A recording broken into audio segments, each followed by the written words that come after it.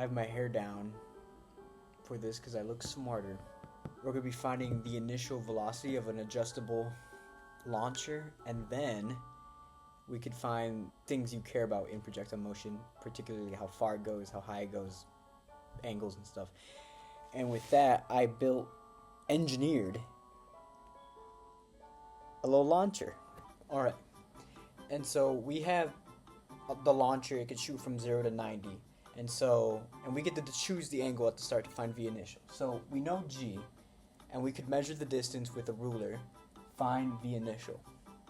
Now, what's the simplest way to shoot this launcher to find V? That'd be to make it a one-dimensional shot, and so to shoot it just straight up. So if we shoot straight up, we can measure how high it goes to get the distance h, and we know g, and then we can find v initial from that.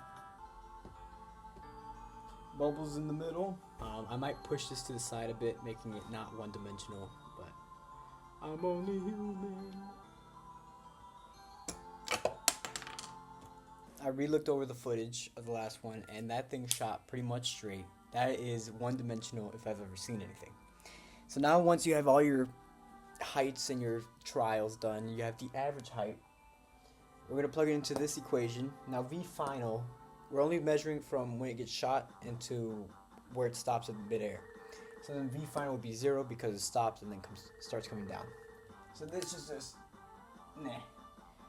A is going to be gravity, and since it's going opposite of velocity, it's going to be negative, so pointing down. So it's going to be minus, and then we just turn that to a g. And then we solve for v initial, and then that should give you v initial. Yeah.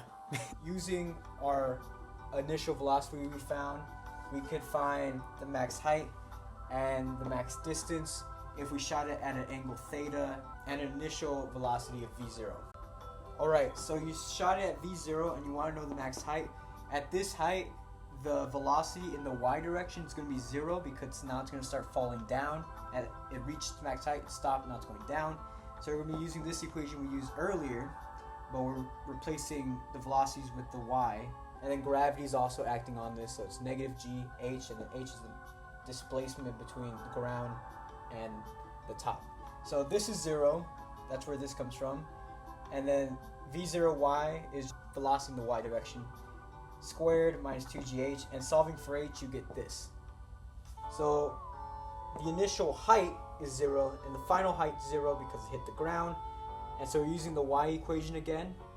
This is going to be 0, this is going to be 0, so it's going to be v0 sine of t minus 1/2 gt squared. And solving for t, we can get t equals 2 v0 sine theta over g. And now using the same equation but in the x direction, we know the initial horizontal position is going to be 0. And then we know there's no acceleration in the x direction, assuming there's no drag and there's no air resistance. I should have started off with that. We cancel this one out, and then we don't know t, but we found t right here, so we could plug that in here to get this equation. And then using your identities, 2 sine theta cosine theta is sine 2 theta. And then this is the max horizontal displacement, and with that it is done. Alright, so I did everything. This is shooting at a 60 degree. Max height is going to be this one, going through the roll of duct tape and landing in the Lego bucket, making a noise. I'm going to cover the light right there. So, let's go. 3, 2, 1.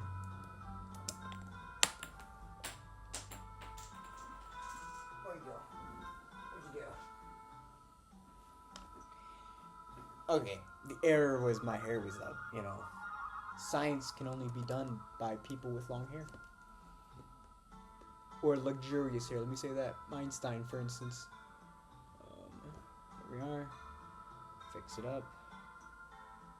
Okay. Like that. Ooh. Ooh. Oh. Ooh. Alright. 3. Right? Yeah. 3, 2, 1. And it bounced down. But it did it. Cool.